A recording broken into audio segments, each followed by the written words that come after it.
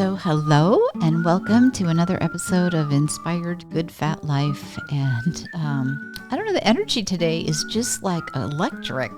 I'm sure it's from my guest and Johnny, our technical guy here who makes everything happen. And we're just happy to be here. And I'm so looking forward to our conversation. But first, before I introduce our guest, I just have to remind you to check out goodfatlife.com.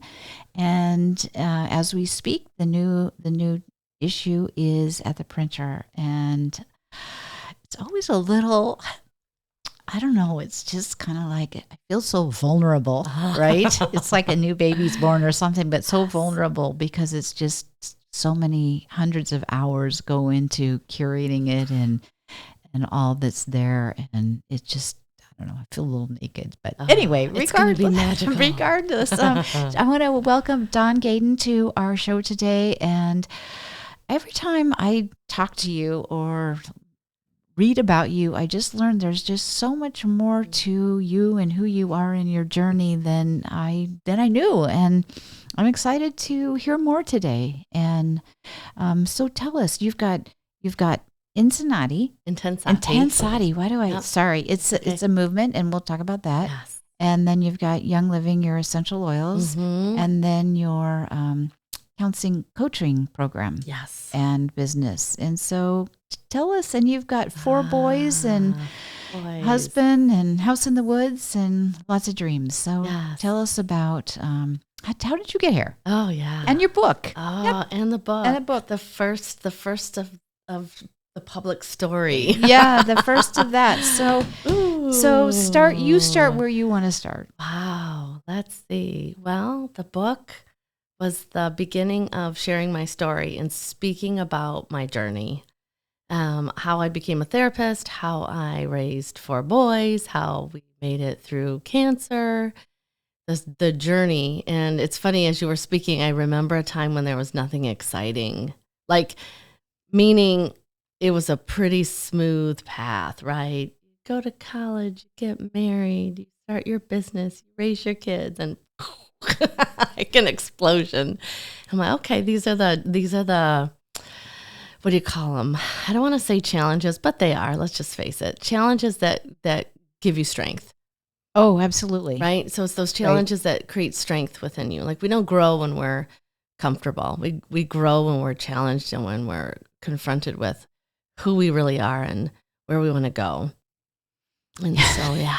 That is so true. That is so true. I mean, you think about it, and that's part of, I guess, part of what prompted Good Fat Life is because the society we live in there's so much disease and sickness and prevalence of depression and mental illness and all the kinds of things, and a lot of it is, I want to say, I mean, there's lots of real reasons for it, but there's also a lot of lifestyle choices that's contributing to it. Absolutely.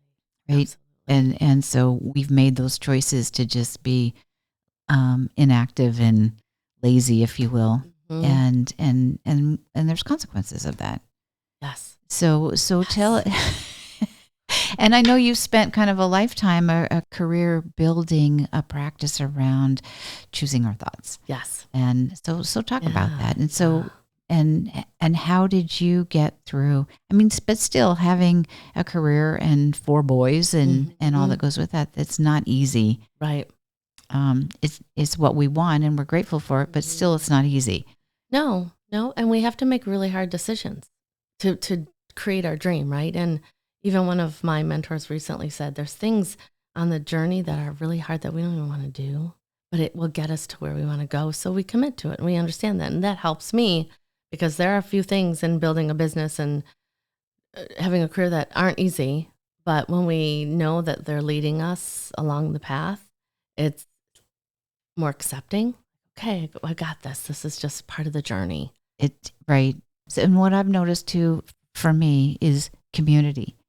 Is that there's so many things that I want to do, dreams, things to do. And I know if it's just left up to me, it would be, there's steps I won't take. Right. But if I know there's a community there or there's somebody I can share that experience with, whatever, like getting my PhD. So the community makes it fun. Yes. Right? It makes the hard stuff bearable. Right. And so that's another reason for Good Fat Life. It's just that to build the community to support us. And I guess I've always found that if we can find a way to make it easy, we'll do it. Yes. Right? Because why not? Well, right. But not? I mean, so would you talk about your experience with your illness and how you got through that? What did you use? What were your tools? Yes. So I'll share first a story that brought me into the tools that I use. Okay. That since 1989, Okay. these tools work, right? So my freshman year in college, I had panic attacks, anxiety, insomnia, and barely making it through college. I was comprehension and test taking was not easy at all. And so barely getting through college, but I knew I had to get through college because I needed a master's degree to do what I do, to be a counselor and have my own business. And so I had my first panic attack in class in front of a classroom full of people at a university, and made it to the bathroom without passing out in front of anybody and realized it was a panic attack. And I thought, well, this isn't going to work. I can't be successful and have panic attacks and not sleep at night. And this isn't who I'm meant to be. And so instead of doing the traditional thing that some people would do to calm anxiety and calm their mood and ease, I said, no, that's not for me. And that's when I discovered meditation, because I knew what was keeping me up at night and in panic was, am I going to pass the next test? Am I good enough? Maybe I should just go get married and have babies, right? Like this, am I cut out for this thing? What am I thinking? And so I found meditation, had a little cassette player. Back then it was cassettes. And I would listen at night when I couldn't sleep because the story I was telling myself was causing chaos. And so I started to sleep and I didn't have panic attacks anymore. And I thought, this thing works. And so that led me into the program I went into for my master's degree, which was complementary medicine and wellness, where I learned more about meditation and breath work and mindset. And then I went on to get my yoga teacher certification. And so using these practices along the way were so helpful in raising kids, in creating my career. And I have to say, because this was how I felt, I wanted to raise my kids. I have 4 boys. I wanted to be home with them. So it went pretty well, where I set up my career to do counseling, working with practices in the evening while my husband was, so my husband would work during the day. I was home with the kids during the day and I would work at night, a couple nights a week. Perfect. Okay. And then as the kids started school full time and I found myself at home, house is clean, my work is good, I'm feeling good, I'm doing my exercise, I'm taking care of myself, I can actually start looking into my own practice, not working for someone else anymore, but now work for myself and do it more hours. So I skipped ahead a bit. But through that journey, let's go back to the cancer journey. I'll share that with you because this is where the tools helped me through that. Like my chapter in the book is called Cancer Cured My Mindset, because it was another wake-up call. Like that panic attack day was a wake-up call. Right. And the reason, when I was diagnosed with cancer, I was in a full-time job, which was not part of the plan, right? There's things happen that aren't part of the plan. Like after the twins were born, my husband, we bought a house because we have 4 boys, so we can't live in this little tiny house anymore. Let's get a bigger house. Great. Everything's good. And then my husband lost his job. So 2007, 2008, when things kind of went to crap. Those were rough years. Rough years. Yeah. And so my old story, whoosh, came back. I'll fix it. I'll take care of everything. Go get the job, get this full-time job, which was really okay because we needed to feed 6 people and pay the bills and pay for the house in the woods, right? But it wasn't what I wanted. It wasn't what I wanted. I wanted to be home and raise my kids. I wanted to build my business. And my husband was a great dad, so he did his job, but I was miserable. And that's where our thoughts can just run wild, right? And kind of pull us down. And that's where I was. And I found myself one day driving to this job, cried almost every day going there. And it wasn't a really good environment either. It was a very toxic environment to work in, not a very supportive environment. And I was driving one day, and this thought came, just keep driving. Like, just disappear. Just don't, Mike can handle the kids. Don't go to work. Like, they'll figure it out. Nobody needs you. Felt helpless, hopeless, worthless, like it was rock bottom, right? And then there was this other nudge that happened, which I know it's because of my, also a belief I have, which is there's always something else. There's always a possibility no matter what. And so this other little nudge, this little voice whispered, I feel like it was a little whisper, like a shake, but a whisper, Dawn, wake up. There's got to be another way. There's got to be another way. Because I was like, I would go to work full time. I don't know how moms do this, to be honest with you. I don't. Go to work full time and then come home and be mom. I couldn't do it. I was tired. I was exhausted. And of course, we were struggling because my husband lost his job. Like, everything kind of got flipped upside down. And so I prayed. I'm like, okay, God, if there's another way, you better show me, because this isn't working. Like, I'm ready to hit the road. Like, you got to fix this. And so it was shortly after that, I was diagnosed with cancer. And I had another little conversation with God. I'm like, how do I handle this? How can I handle this versus the job? And everything else. Yeah. And so I had to take that pause and go, wait a minute. What's going on here? What is this all about, really? And it was about the fact that I was so consumed with doubt and unworthiness and limitation that my body, right? The cells in our body start to hold on to this emotion. Emotions live in the body. This is what I've learned. This is what I teach. We don't always see it when we're in it. And this was my wake up to see it, Dawn. It's time to see it. Your body can't handle any more of this. You got to snap out of it in a sense. Do something.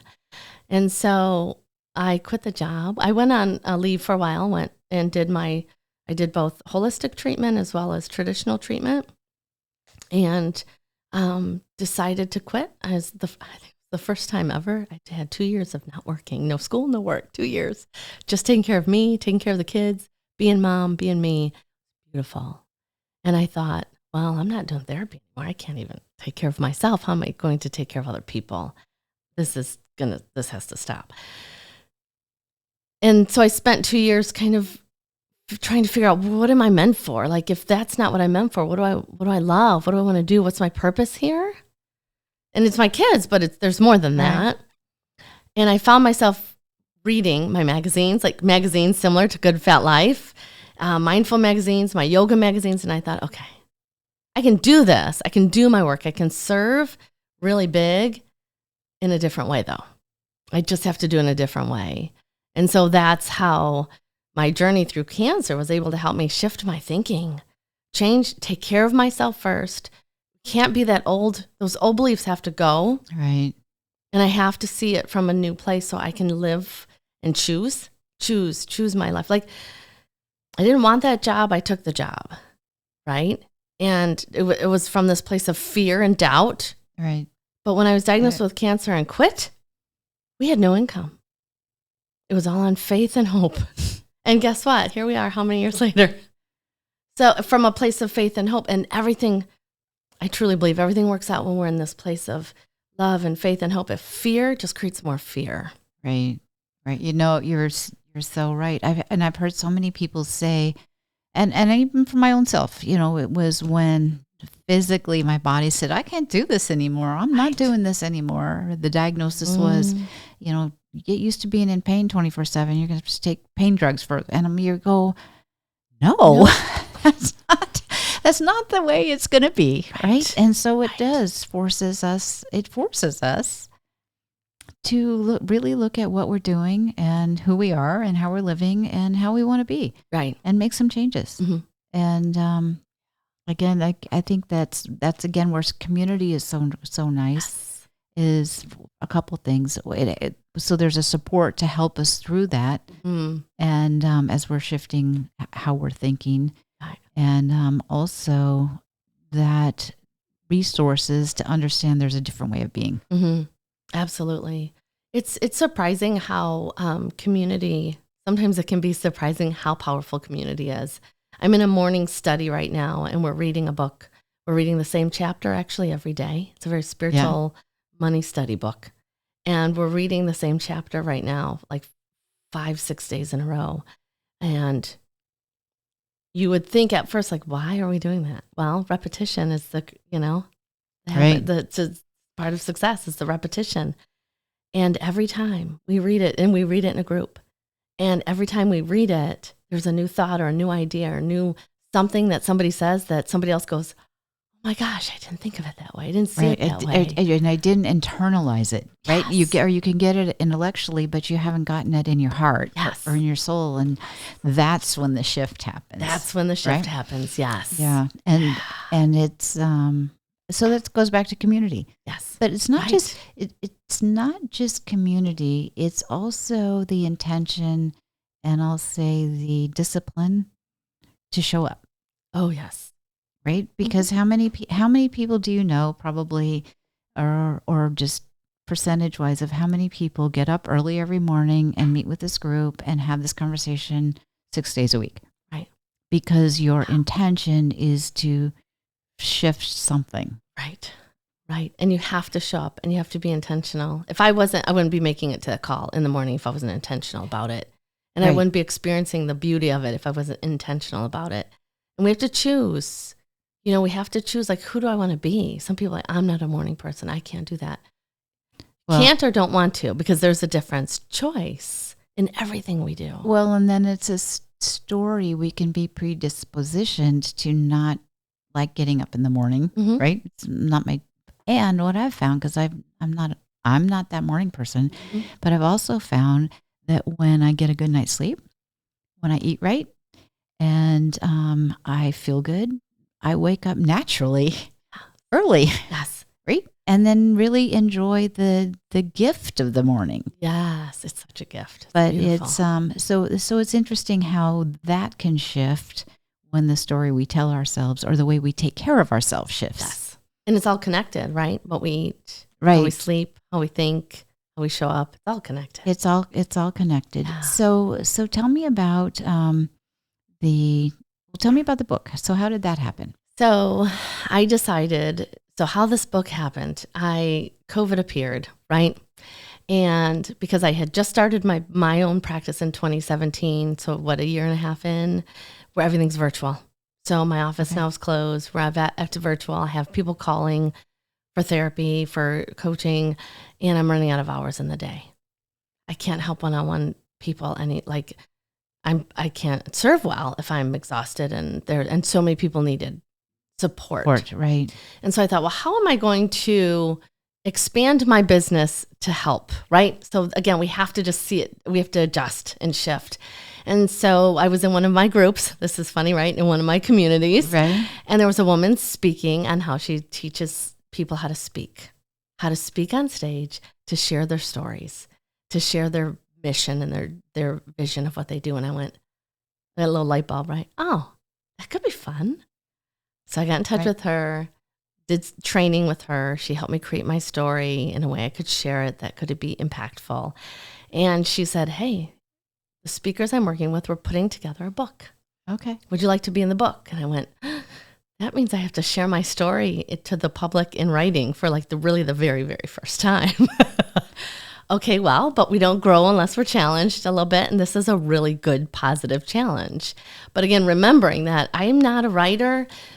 Again, the challenge I had in school, comprehension, from here to paper, it's not an easy thing for me. Talking and write audio and then converting it to written works for me. So I was faced with a challenge. How am I going to write this chapter and share my story in a way that is actually useful for somebody? And I did. I figured out how to do that. And I collaborated with these other amazing people, and we put together this book, Voices of Truth. Well, yeah, I can't wait to read. I just barely read a few pages of your story because I just got the book. But I'm excited to read it. And isn't it interesting when you start connecting, you realize how many amazing people there are out there. Amazing people. And how many people have come through their own stuff. Yes. And are here to tell. Oh, powerful. Yeah. And then we're not alone, right? Like, because maybe it's not especially with cancer, but feeling like cancer, like that's a secret, scary word. So we hide it. But then when you say it, you know how many hands go up? Like, I've been there. And I'm like, wow. And then people who share their stories, different stories in the book, but what they've gone through and how they've come through it. That's the key, how we've come through the challenge. Right. And how it's impacted us, it changed us. We've shifted into this bigger, better place, and how those stories help others so that you're not alone. No matter what you're going through, you're not alone. Right. And that's, again, that's the kind of beauty of community. Yes. Right? Is that you're not alone, and be in a community where not only are you not alone, but you're not being judged for the circumstances that you're in or you're finding yourself in at that moment. It's kind of like, hey, we all have our stuff. Yes. Right? Right. And so how can I support you being your best self? Yeah. And not define us by our stuff. Yeah. Not be defined by our stuff. We tend to do that a bit, right? Like, I'm careful with the whole cancer, like I have cancer thing. Cancer is a visitor and it comes and goes. But you know, the words we speak and how we like claim things like badges sometimes without even realizing at times. But again, like we had talked earlier about my favorite quote that I put in the book by Deepak Chopra. Every cell in your body is eavesdropping on every thought you think. And so when we speak from our thoughts, like, are we paying attention to how we're speaking and imprinting on right. who we claim to be? Powerful. It makes a huge difference. Words are, I don't know. It's just, but it's so much, and it's so much fun when you start understanding that. Yes. Because suddenly, like 2024, I was saying to, get the calendar and put on the calendar all the things that you want to be sure happen in 2024. And so I've kind of got my list of things I want to have happen, and I haven't bought. I'm going to buy the calendar that makes my heart sing, right? Not a planner, not my business planner, but and the idea of just like putting that all out there, it is exciting. Yes. Right. And then finding the pictures and the words and the feelings and the emotion and the smells, you work with oils a lot. I mean, they add so much to just the life experience. Yes. Yes. That's speaks so much to an event I'm hosting in January about bringing more joy, amplify your joy in 2024. Because yes, goals are important, but like you just said, you're putting your goals on the calendar, but it's fun. Get a beautiful calendar. Infuse these things that you want with fun and excitement. That's what's going to keep them alive, not just list the goal. What am I going to do to get there? Yeah. That's boring. That's boring. I'm going to have fun with it. Exactly. Yes. Have fun. Bring in the music. Bring in the smells, the tastes. And many of them involve food, delicious food, right? So, of course, right? Well, tell us about, I know you have a chakra course. So talk about that, because it's very, very intriguing. And please, for our listeners who aren't familiar with what the chakras are, if you could just talk about them. Yes. So the chakras are energy centers in the body.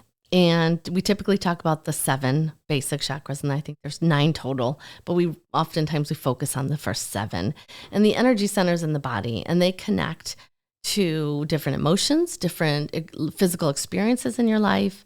And so my coaching program evolved from my work with Jen in the book to help people create a powerful, positive self-image. So when we were exploring what I do and how I help people, she helped tease out, like, what do you really do? Like, what's your thing that you help people do? And it was really all about self-image. Like when I struggled with panic attacks, it's not the person I wanted to be. I had to change that image of myself. And so my coaching program is called the Image Shift, and it's about building a powerful, positive self-image through the journey of the chakras. So we look at who we are on an energetic level, spiritual level, how we think, how we feel. And so it's going to be that process and journey really through the chakras to bring balance, harmony back in. And for example, the root chakra, base of the spine, it has a color red. Oftentimes, if we've had some trauma in our past, if we have issues with safety and security, the root chakra could be out of balance. So that's an example. So we're going to look at those pieces as we move through the 7 months of the program. Right. Well, and what I've learned is that, so like you talked about money as a money, because lots of people have issues with money, but that can be or originate or energy from safety and security. Absolutely. Right? The root chakra. Something is not just right there. And it's just so interesting how it all feels, how it all fits together. Yes, it does. Right? It all fits together. It is fascinating. Yes. And it's like, oh my gosh, so much is possible. So much is possible. Anything's possible. Yeah. Yes. There is. So how would people find you? Super simple. My website has all the information, dawngaden.com. And I'm on all the social medias with the same name, Dawn Gaden. Okay. And so you've got, and my guess is because we are all, like our bodies are all interconnected, the things that you bring, your movement. Talk about intenSati. Said it. Yeah. intenSati. Yes. Yeah. So that's a practice that also was something I chose during the journey through cancer, because I was using this practice to feel good and to be a good parent and just to get in touch with my body. And then I decided to go to New York City, one of my favorite places. I could walk for miles in the city too, and to be trained to be an intenSati leader. So it's a class I teach online, and it's a class I teach in person at the Brighton Lighthouse in Brighton. And it's movement with mantras, meditation, with music. It's high energy, low impact, high energy, but it's pairing our words with our movement, and we start to feel, right? We start to feel that shift and create the new story within our mind with these powerful words. And the movement. And the movement. So you're really engaging all the senses. All the senses, yes. And a very deep, like all the senses plus the other levels of spiritual, emotional. Yes, because we're basically it's a practice of rewiring your brain, right? If we're in this pathway, we have this pathway we've created of, I'm not good enough. I mean, a real common thing that almost I think everyone says, I'm not enough. I'm not good enough. We start to use different words. I'm stronger than I think. I'm braver than I seem. I am enough. I am enough. Just simply saying that out loud in a classroom full of people while you're moving your body is like you're practicing what it feels like to be enough. And you're saying it and your heart starts to open. You're like, yeah. Oh, your classes are amazing. You leave there just feeling so enough. I mean, enough. Good. Yeah. Yes. Yeah. And connected. And okay. So all of these things, I guess it's just, I was just going to the class, sorry. Yeah. So all of these things come together, right, in your programs, in your writing, in your speaking. Yes. And so if somebody wanted to start, if you were going to say, they're out listening and they're like, where do I just start? Yeah. What would you suggest? Talk to me. Okay. Schedule a free call with me. Let's chat. Let me give you the details, what it really looks like. There's so many details because I put my heart and soul into the program using oils. There's this essential oil for every month that can pair with like the experience we're going through. There's the movement. There's so much of it. I would love to just give you details. If you want a snapshot, like what is this intenSati? On my website, it's Unleash Joy in 3 minutes, and you get a digital copy of mantras. You can print off a PDF, and you get a video of how to move your body, speak these powerful words in 3 minutes.